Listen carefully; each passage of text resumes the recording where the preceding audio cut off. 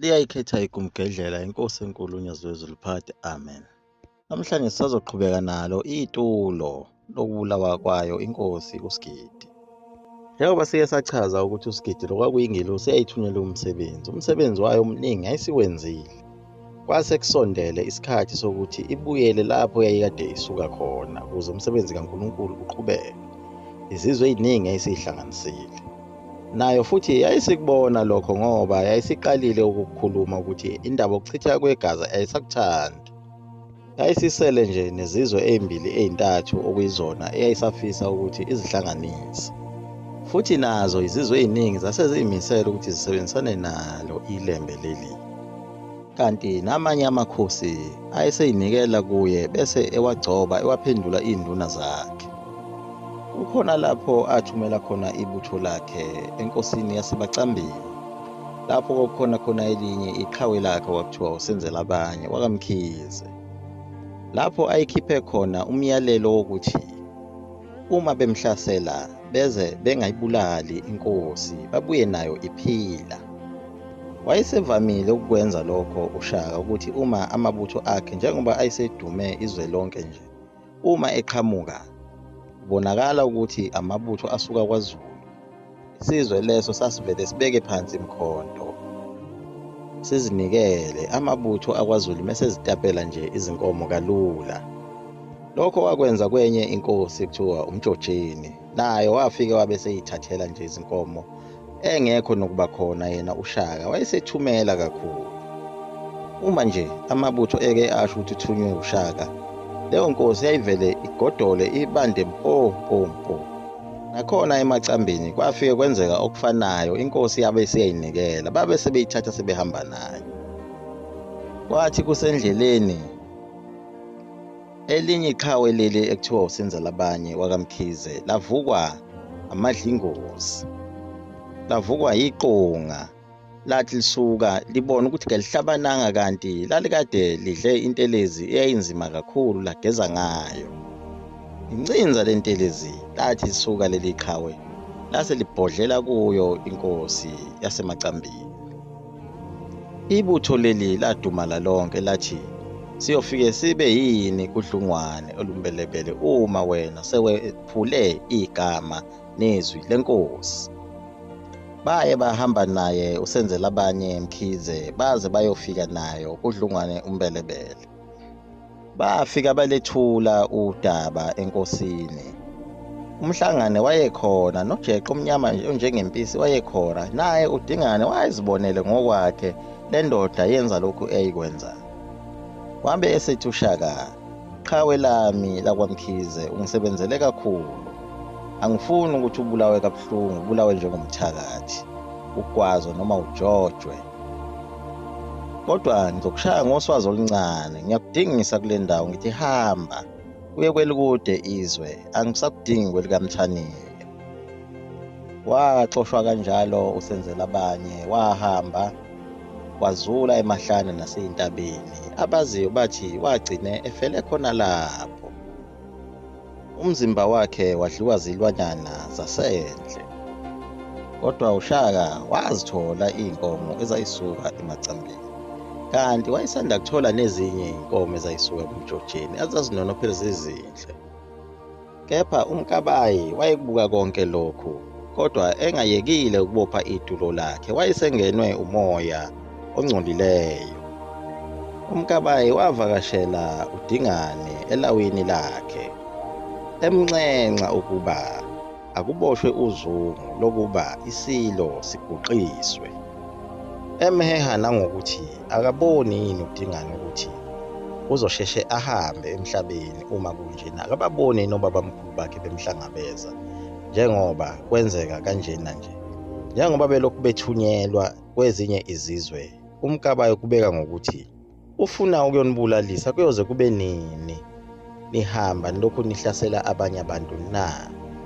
Iyophela nini lento ukuthi nihambe kabuhlungu kangaka? Ngelinye ilanga niyobuya. uDingane yena wayemuntu wayebuthakathaka, kanti naye futhi umfowabo naye wayebuthakathaka umhlangano.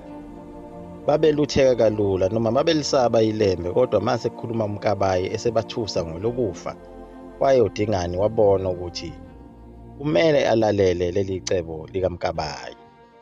Kanti ngapha uShaka yena ucabanga ukuthi-ke lezi zimpi aziyekwe manje, sekuphelele manje ngoba umsebenzi usumkhulu usuwenziwe. Kodwa wayekade esafisa ukuthi ahambe abuyele ezweni lakwaSoshangane kuyohlaselwa khona, kuyolandwa izinkomo. Wababiza oDingane noMhlangane noJeqe Omnyama njengempisi ukuba azobazisa ngalokhu ukuthi sekusele impi eyodwa manje kufanele iliwe bese kuhlalwa phansi kunethezeke.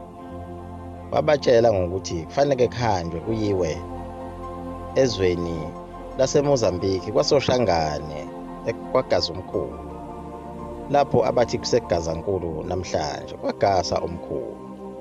Kepha wabayalela ukuba uma befika kuye uSoshangane, uma ezinikela bengambulali, bethathe iy'nkomo zokuba bekwazi ukudla phambili uma sebebuye, bese uGasa isilo esiwuSoshangane sizobe sesigcotshwa nawo sibe yinkosi, kodwa ezoba ngaphansi kukaShaka.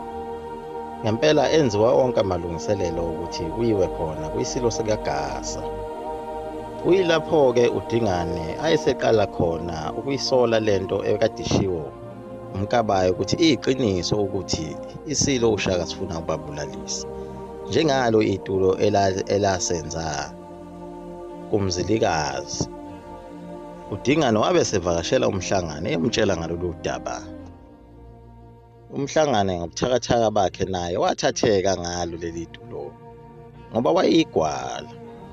Wathi samchazela ngaleli tulo kwangena uMbopha kaSithayi, naye uMbopha kaSithayi walithanda leli tulo, noma ngabe uMbopha wayeyumngani walo ilembe leli, kodwa wamdayisa naye wathi aqhutshekwe naleli tulo ngoba uma selisuka kuMkabayi lingasenzeki bazogcina befile vele. Kodwa umuntu ababengafuni ukuthi alizwe leli tulo uJeqe Omnyama njengempisi, ngoba wayethembeke kakhulu kwilembe. Kwathi kusahlelwa lolu hambo basebuza uDingane kuShaka ukuthi uJeqe Omnyama njengempisi yena uzobe khona yini. Kwatholakala ukuthi uJeqe Omnyama njengempisi usathunyiwe yilembe kwesinye isizwe okwakunenkinga khona, kudliwe izinkomo, babulawa abantu, bebulawa umuntu ongaziwa ukuthi ngabe ubani. uJeqe Omnyama wayesayohlola ukuthi isiphi lesi sizwe esesihlasele esinye isizwe ngoba yibona ababenelungelo. Ekuthunyweni kwakhe uJeqe kwangeke sheshe buye, wabasobala ukuthi uDingane noMhlangane noMbopha kaSithayi bona abazohola amabutho kuze kuyofika kwaSoshangane. Kanti babethembele kakhulu kuJeqe Omnyama njengempisi namakhambi akhe ngoba uyena wayichela amabutho. Bakubuza futhi lokho ukuthi ubani ozokwenza wonke lemisebenzi ukuthi kuchelwa amabutho ngentelezi. Futhi uJeqe lona kwakuyingwazi enkulu. Khona manjalo uMkabayi ubiza uDingane uyambuza ukuthi kanti umyalelo akawuhloniphi ngani awushileyo na, kuyophila isilo esikhona esiwuShaka kuze kube nini. uDingane wabesesho uMkabayi ukuthi itulo seliboshiwe liqedile, uma sekuhanjwa sekiwa kwaSoshangane bona bazojika endleleni babuye bezogwaza ilembe. Kodwa isiphazamiso esasisikhulu ukubona uJeqe Omnyama njengempisi, njengoba wayengeke aze bekhona, wayezobaphazamisa uma ebuya bengakalibulali ilembe, noma behlangane naye ebabulala njengoba wayeyingwazi futhi eyisethendwa esikhulu sikaShaka. uMkabayi wajabula kakhulu ukuzwa ngaleli tulo, kodwa wase ebesethi kunenyanga ezofika izoqinisa inkosi esibayeni. Kuzomele besebenzise lelo thuba ukuthi inkosi uma isingena esibayeni nenyanga ebese bemjuqa ngaleso sikhathi-ke uShaka. uShaka lona ubiza inyanga njena bevele esola ukuthi khona uzungu abambophela lona, futhi wayazi kahle ukuthi uMkabayi lona owenza konke lokho engazwanga ngamuntu. Lonke leli tulo lenziwa ebusuku, kuyaphunywa kuyangenwa emalawini kwelikaMkabayi kwelikadingane. Oqa inyanga bakhona bawugadile umuzi, bayakubona konke lokho okwenzakalayo. Bade bekhuluma bodwa ukuthi kodwa le ndaba bazoyithini ngoba manje bayesaba ukuthi uma beke bakhuluma indaba yasebukhosini kuyoba bafile. Phela uMkabayi wayemkhulu kunenkosi, uyena owayebeka amakhosi njengoba akwazi ukubeka nobaba walo ilembe usenza ngakhona. Nalo ilembe leli libekwa nje uyena uMkabayi. Liyaguqa lapho igumgedlela. Umakhulu uSkhobo ungenzani imali yami igcwele isikhwama. Umzukulu wamafutha omkhulu, inkosi busiseni kuzwile.